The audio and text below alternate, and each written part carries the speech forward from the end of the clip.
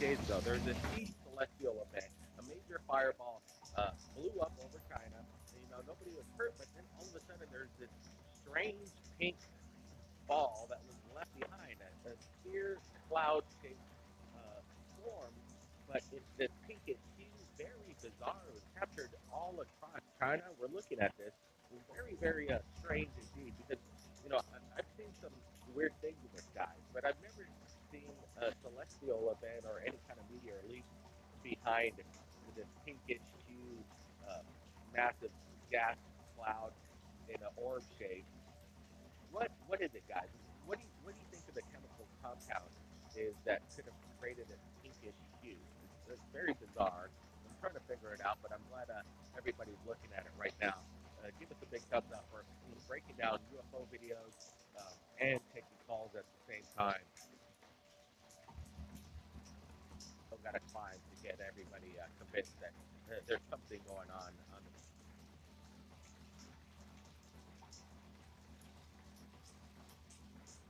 the major fireball blew up over China. Nobody was hurt, but then all of a sudden there's this strange pink ball that was left behind, a sphere cloud-shaped form, but it's this pinkish hue, very bizarre. It was captured all across China. We're looking at this. It's very, very strange indeed because uh, form, but it's this pinkish hue, very bizarre. It was captured all across China. We're looking at this. It's very, very strange indeed because, I've seen some weird things in the sky, but I've never seen a celestial event or any kind of meteor leak behind this pinkish hue, uh, massive gas cloud in an orb shape. What is it, guys? What do you think of the chemical compound is that could have created this pinkish hue? It's very bizarre. I'm trying to figure it out, but I'm glad everybody's looking at it right now. Give us a big thumbs up for breaking down UFO videos and taking calls at the same time. This is what third space is all about, and this is very strange what happened over China last week, and it's a good thing nobody got hurt. When are these things going to actually impact and create some decent damage out there, some real damage? So far, we've been dodging some bullets here. We'll find out on how long this lasts and how long we can keep dodging these things. El 23 de diciembre del 2020, una bola rosa gigante apareció misteriosamente cerca del lugar donde cayó un meteorito, en Nanyang, provincia de Qinghai, en China. Este surgió luego de la colisión del meteorito con la Tierra en una poderosa explosión. La misteriosa nube esférica gigante se formó sobre el lugar donde cayó el meteorito. Según testigos oculares, inmediatamente después de la explosión del meteorito, apareció una gigantesca estructura esférica sobre el lugar del impacto, que se cernía. Color rosado parece estar estacionado. El objeto parece estar brillando alrededor de una esfera, y puede ser visto desde varios ángulos en el área cercana. Muchos espectadores dijeron que se parecía a una luna, pero algunos dijeron que la luz se acumulaba como una formación de nubes. Se especula que la luz rosa brillante podría haber sido emitida por el bólido, pero los expertos hasta este momento aún no lo han identificado. Hasta el momento no han trascendido declaraciones de las autoridades chinas al respecto.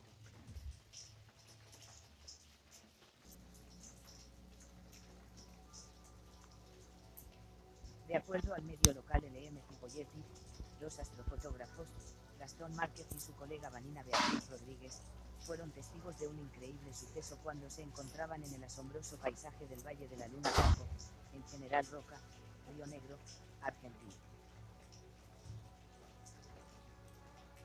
Alrededor de las horas 2 de la madrugada del martes 22 de diciembre del 2020, cuando la gente que se había acercado para ver la gran conjunción planetaria de Júpiter y Saturno ya retornaba a sus hogares, un impresionante resplandor hizo su aparición. Ellos al comienzo creían que era la luz de una camioneta que venía desde la distancia, pero mientras se acercaba, la luz se elevaba cada vez más alto. Sin pensarlo mucho, el fotógrafo prendió el láser verde, que se utiliza para encuadrar fotos nocturnas. y como si supiera que estaba siendo observado, el objeto realizó un bajo cúpula de luz, que se había observado en múltiples ocasiones en relación con los lanzamientos de los misiles balísticos RSD.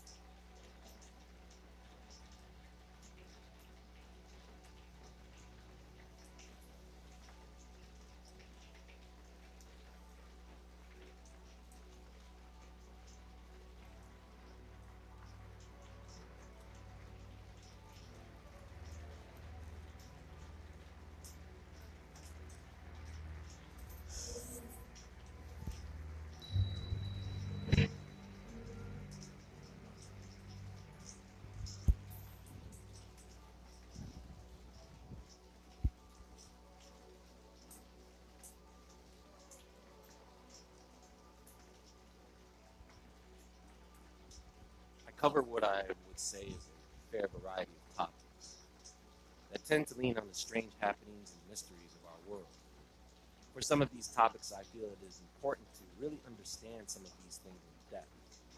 So I do want to discuss the topic that I have covered several times before, but here I want to get into some of the important science because imagining or having a certain idea about space objects entering our atmosphere and even making impact, what is the reality of that, other than what we see put together on screen? Now, I wish I could tell you that the number of fireball sightings has decreased, but it has increased. Keep in mind that the Earth is very, very large. If it wasn't for the social technology we have today, we would not notice the increase because the media is not covering it that well. And you know what? There's a strange phenomenon that occurs among humans. They will see something in front of them that is bad, right? If that thing does not affect them, humans will get used to and accustomed to seeing it. It becomes normal, and it remains normal until it becomes a problem. What I have told you guys before is true, even though none of the mainstream scientists reveal this, but obviously, if you have an increase in fireballs worldwide, you therefore have an increase in the number of space objects flying by us, which therefore means that we have met with a part of space that has a higher density of debris. I mean, anyone can come up with that conclusion, right? However, we do have to consider where these objects are coming from. Are they interstellar or are they system? Either way, it still looks like where these objects are coming from. Are they interstellar or are they from within our own star system? Either way, it still looks like a storm is coming. How bad it will be is unknown at the moment because there are several factors that determine how bad a storm will be when we are in the middle of it. Not only the severity, but the length of time. There's a lot to discuss, so let's get to it. Time to get down to the nitty-gritty.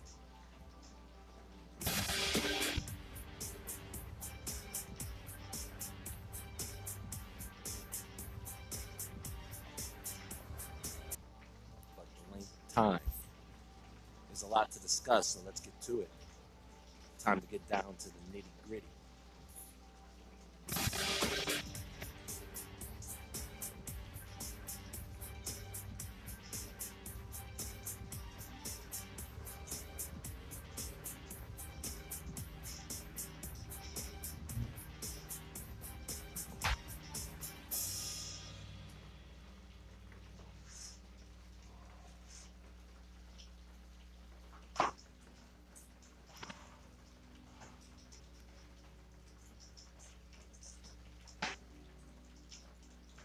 So I am going to get into some technical things here, and I just want everyone to understand something.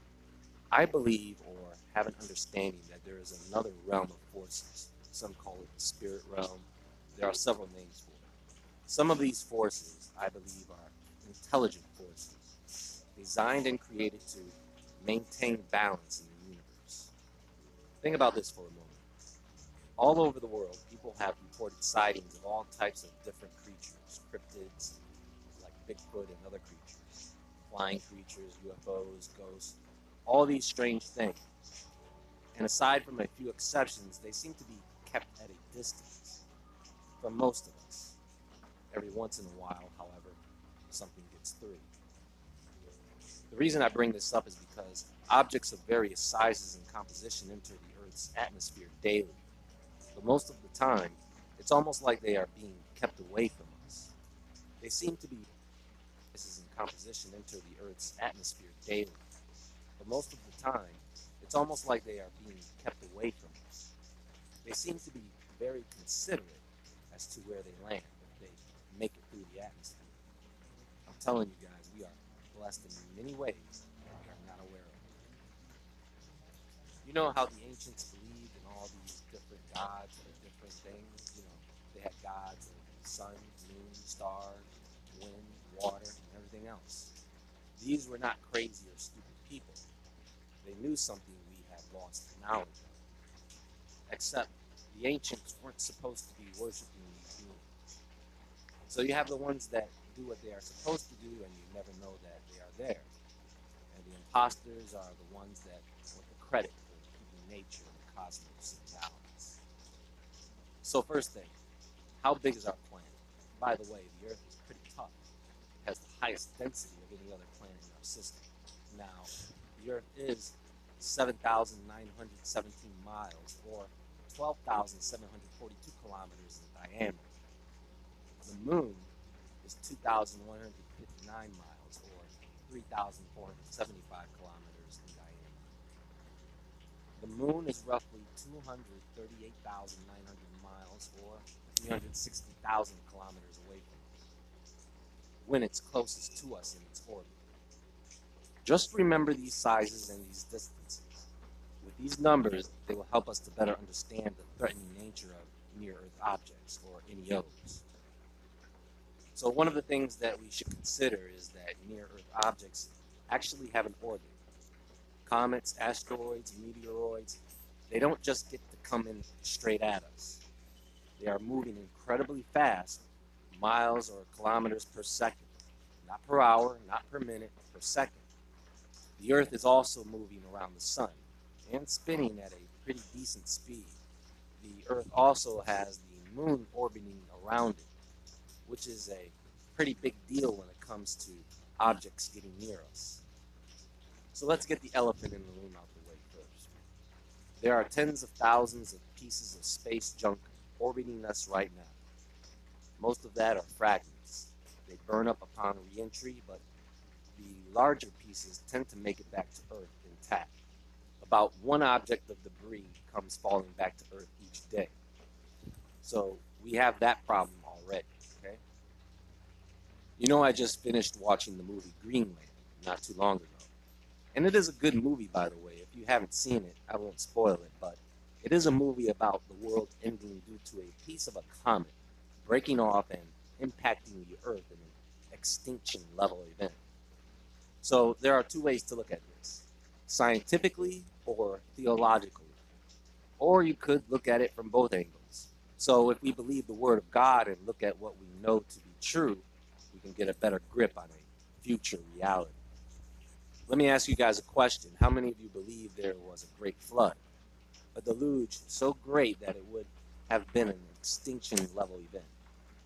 Now, they've told you that the dinosaurs were wiped out in an extinction level event caused by an asteroid impact. As the ancient craters they find tell a story, but not the complete story. The largest crater that they have found on Earth is in South Africa, about 190 miles or 300 kilometers in diameter. Now, how big does a rock have to be to create such a crater? 6 to 9 miles in diameter, or 10 to 15 kilometers, which is the size of the fragment they used to hit the Earth in the Greenland movie. Now, the surface of the Earth is close to 200 million miles square, or over 500 million kilometers square. Yet, an object only 9 miles in diameter completely obliterates the surface of the Earth. Now, I'm not trying to be funny here, but does that sound accurate to you? Then people say, well, it's coming in at a very high speed with a lot of energy. True. But do we truly know what the result of an impact would truly be?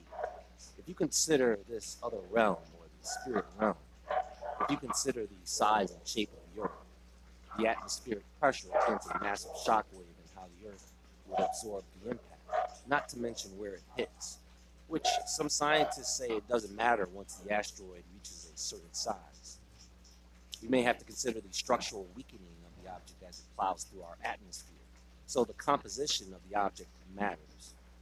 By the way, these colors are the burn colors of certain elements, although what you see in the sky may vary slightly, giving your eye a moment to adjust looking at the trail.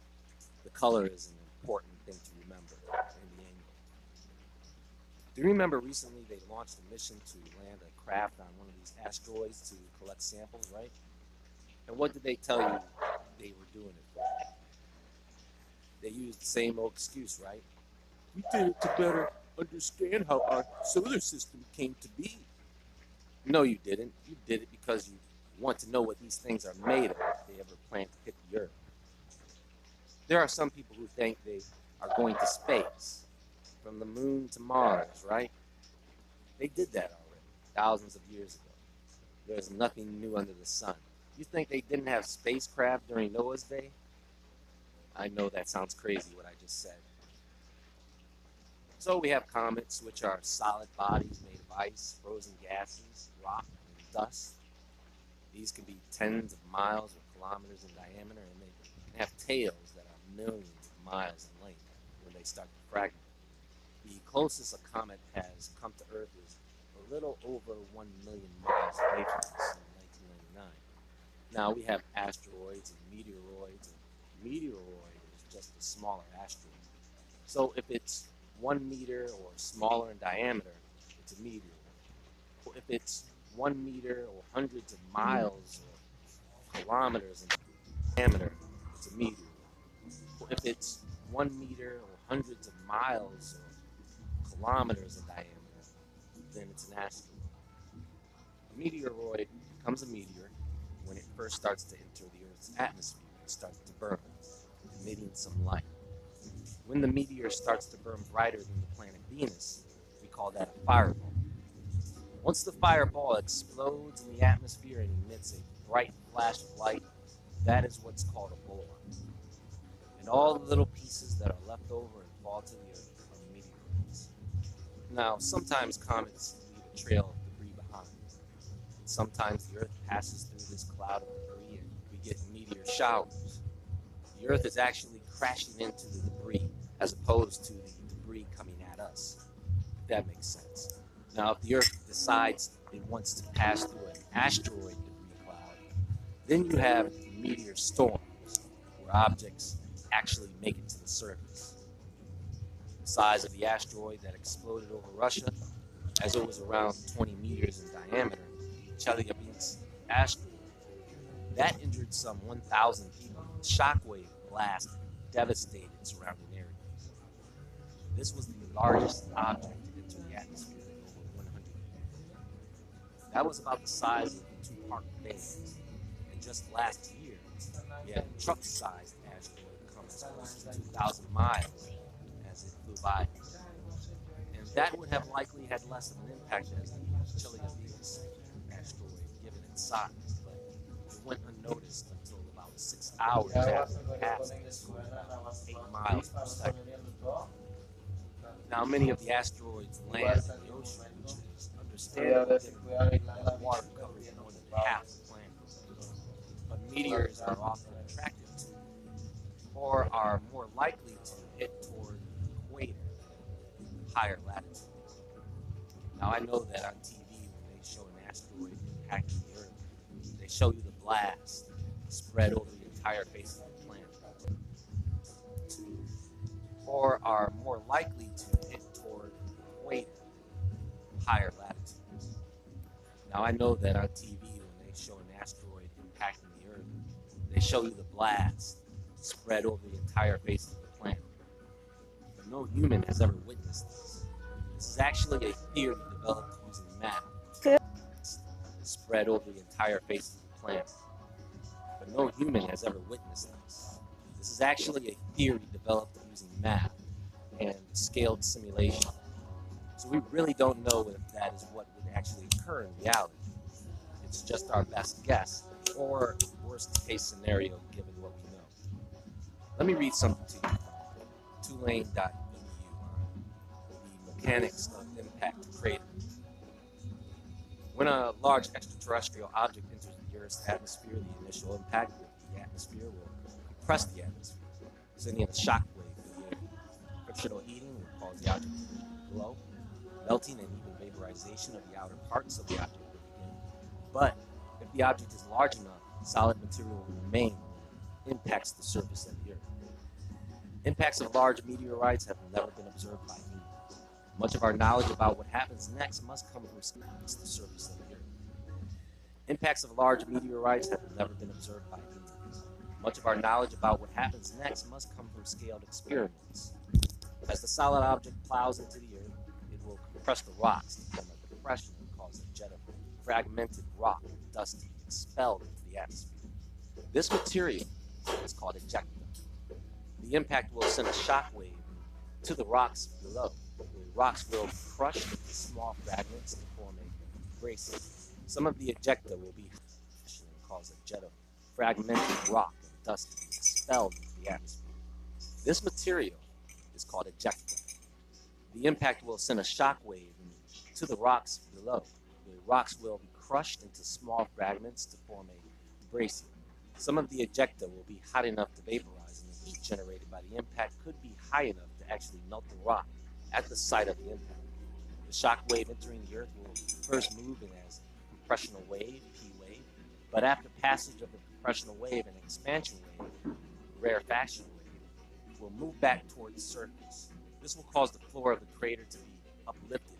It may also cause the rock around the rim of the crater to be bent upward. Faulting may also occur in the rocks around the crater, causing the crater to become enlarged and have a concentric submarine. The ejecta will eventually settle back to the Earth's surface, forming an ejecta blanket that is thick near the crater rim and thins outward from the crater. Rocks below the crater that. Now, what happens next is earthquakes, dust, wildfires, some massive evaporation of the seawater, tsunami, and some toxic gases with acid rain. The severity of to which we truly have no clue.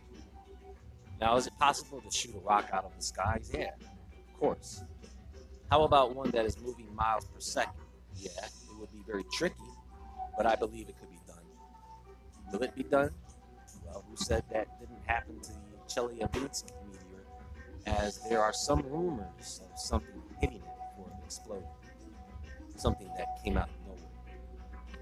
Was that divine intervention? Was it nature? Was it man? I'm sure there are a few who truly know. Unfortunately, these NEOs are getting closer with these flybys. I mean, 2,000 miles is close.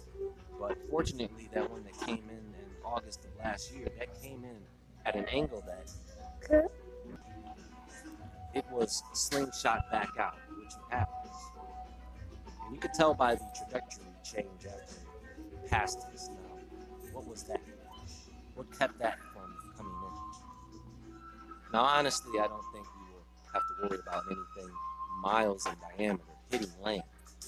But I don't think we should be surprised if significant sized objects hit the ocean, causing some major problems. Yes, in Revelation there are two impacts, both water impacts, and what we experience here on land is all the other smaller debris that is incoming.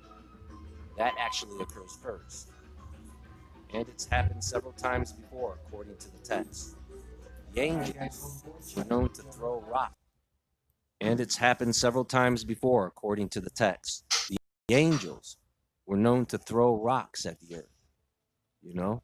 So that is why it says in the scripture that something like a burning mountain was thrown into the sea. Learning more about these things makes it a bit easier to combat the obsession of bad things happening to us. It somewhat calms the nerves, and it makes you more aware of reality and what you and I will have to truly face when it comes down to it. Happy New Year, everyone. Let's try to get the most out of this year, as the last one was somewhat stolen from us. Let's educate ourselves about what is, so we are prepared for what will be. Until next time, everyone, stay tuned. Visit woodwardentertainment.com and the Woodward Entertainment Store.